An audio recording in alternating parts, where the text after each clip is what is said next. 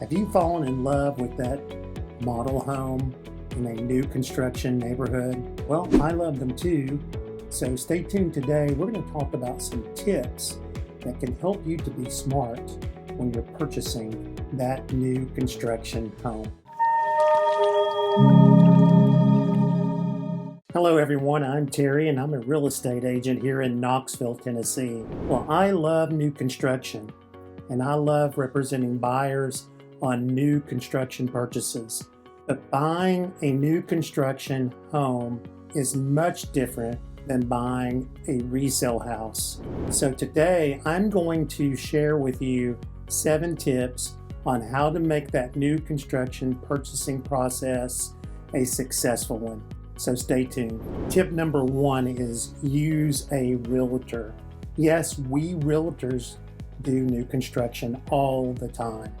It's confusing, however, for the buyers as you go into the model home and there's a sales representative there that can answer all of your questions. But that sales representative works for the builder. They do not represent your best interest. So you will want to have someone representing you in this process that is knowledgeable about the new construction selection process and the way things are done. You might feel some pressure from that agent sitting in the home to move forward without being represented. They may say that someone's coming in soon to buy this lot.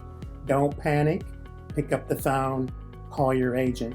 It's usually a good idea to have an agent decided on before you go to the model homes in a new construction neighborhood, and then you can let that agent know right up front that you are represented, so that again you can get valuable insight and advice as you go through this new construction process. Tip number 2 is making sure you understand the different costs in new construction homes. You might have gone by a neighborhood and you see a sign that says home starts at $200,000, and then you go in and you speak to them about the homes and they only have homes in the $300,000 range. Well, the reason this happens is that they give you the price of a basic home on that sign that does not include any upgrades or any lot premiums. What are lot premiums? Well, a lot premium is the best lots in the neighborhood. This could be a lot that has a bigger backyard, for example, or that does not back up to another home, so you have more privacy, or it could be near water or on a pond, for example. So the builder will determine which lots have that premium viability and the ones that they feel should be worth more. The other components that impact the cost of the home would be any kind of structural upgrades. We'll talk about cosmetic upgrades in just a moment, but a structural upgrade could be things like completing an unfinished bonus room, closing in an additional room that would give you another bedroom, for example. These are all construction upgrades. And you may want to consider these pretty heavily at this point in time because it will cost you more down the road if you needed that 4th bedroom for an expanding family in the next 5 years. It's cheaper now to move forward and have that rolled into your mortgage payment. Now let's talk about cosmetic upgrades. You get to go typically to a design center and pick out all of your selections. You have to be careful when you go because this is where the price of your home can start to go way up. It's hard to turn down all of those things that you're seeing in the design center that you really love. The thing you want to do is have a budget in mind so that when you go, you are prepared and you'll be able to stick within that budget so that you're comfortable.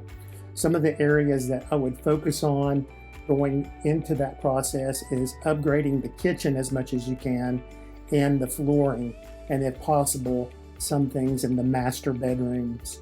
The kitchen and the primary bedroom are the ones that will really provide a greater return on investment. So have a budget in mind though before you go into that process. Tip number 3 is negotiating with the builder. Now this can be difficult as the current market can be a seller's market and the builder has no real incentive to negotiate. But remember, they don't want to negotiate on the base price of the homes. They have to keep a consistency so that the neighborhood is priced in a certain standard for that area. So they'll keep the base price without negotiating on that much at all. But what you can do is have your agent see if they're willing to give you a credit, whether that credit would be allocated toward the design center that we talked about in the previous point, that you can use that credit to help pick out some of your upgrades for the home. They also might be willing to give you something in closing costs, which we'll talk about in just a moment. Also, if you find a home that they've almost got to completion, it's almost finished, they might be more willing to give you something as far as credits in the design center, because the longer they have to keep that home, the more holding costs they will need to pay. So that would give you more of a negotiation ability if you find a home that's closer to completion. Tip number 4 is around closing cost. Now, typically what a new builder will do is give you an incentive to go to a certain lender or to use a certain title company. The way they do that is they will say that if you utilize lender A, we will give you a credit of 1% or 2% of the closing cost, so that you do get some support or help in utilizing their preferred lender or title company. But what I would do and what I would recommend is that you always go and get a quote from another lender so that you can compare and see if the benefit of what the builder is giving you will actually outweigh the cost of the loan from that competitive lender. They cannot force you to use those that they recommend, but the incentive might again outweigh what you could find somewhere else. It's always smart to utilize competition. So when you're looking at closing cost, find out what the builder is offering from an incentive standpoint, and then go to the open market and see if you can do better. Tip number 5 is the home inspection. This might seem like a foreign concept since it's a new home. You might think, well, I don't really need an inspection in this case. Really, it's very smart to take a look at what is going on with your new construction. And I would recommend that you do 2 inspections. And the way you would do that is once the home is framed, the electrical and the plumbing is in, and before they put the drywall up, it's a great time to have the home inspector come in and take a look. Once that drywall is in place, you will not be able to see behind the walls and know what the issues possibly are. The second inspection is like any other home inspection on a current home. So they would go in before closing and find out what are the issues. There aren't any perfect homes out there, so they will find some things to add to that all-important punch list. The reason it's important to get those inspections done before closing is that you have the leverage that you would need to get those things taken care of. Now, most people feel like, well, I get a warranty, so why pay for inspections? Well, you do have the warranty, but in order to get the things taken care of, it could be a struggle. So take care of it if you can ahead of time. A lot of builders love that you're getting an inspection because they want to have everything taken care of from their subcontractors. They're not able to be there every day to make sure they're doing the job that they should be doing. So whenever you're able to tell them what they missed, that allows them to keep from getting calls in the middle of the night later on that they must take care of. You should be seeing builder warranties that cover everything within the first year, and some other warranties that could help you down the road. But home inspections are important even with a new home. Tip number 6 is construction time expectations. Your builder might say that he can complete the construction in 4 months. And of course, that would be his goal. The sooner it closes, the sooner he or she gets his money.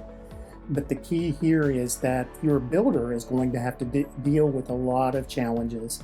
They're going to have to deal with weather, inspections, subcontractors who are not getting their jobs done in time. So there are a lot of obstacles that they must deal with throughout this process. And because they are dealing with obstacles, that's going to cause a delay in the completion of your new build. So it's important that you think that through, that you have a contingency plan in place. If you are renting, for example, see if you can make arrangements so that you can go month to month. Even though you have that date in mind, if it gets delayed, you can continue to rent going forward. If you have a house to sell and you've got it under contract, then you would want to speak to the buyer to see if they would be willing to give you extra days or give you the option of doing a lease back. If all else fails, which we hope it doesn't, then you would have to have another contingency plan that might involve corporate housing. That would mean you'd have to put your items in storage, which no one wants to do, but it is important that you have a plan in place so that when those delays happen, you'll be ready for it. Tip number 7 is make sure that your realtor is engaged in this process. So many times you'll have an agent that will just get the contract, get you under contract, and then you don't see them again until closing. I think it's important that your realtor stay engaged. Have them see if they're going and checking on the home as it's being built, making sure all of the things that you've agreed on in the design center are being implemented. Let them be your eyes and ears and help support you if there are issues that you see the builder may or may not be delivering on. It's important that they are the person that can go to that other agent and make sure that you get what you planned on getting and you get the deliverables that you both agreed to through this process. Well, thank you so much for taking the time to listen to the tips on buying a new construction home. If you enjoyed our content, please hit the like button and the bell to subscribe, as we'll be having more videos in the future talking about all kinds of different real estate topics that might be of interest. So thanks again. Have a great day.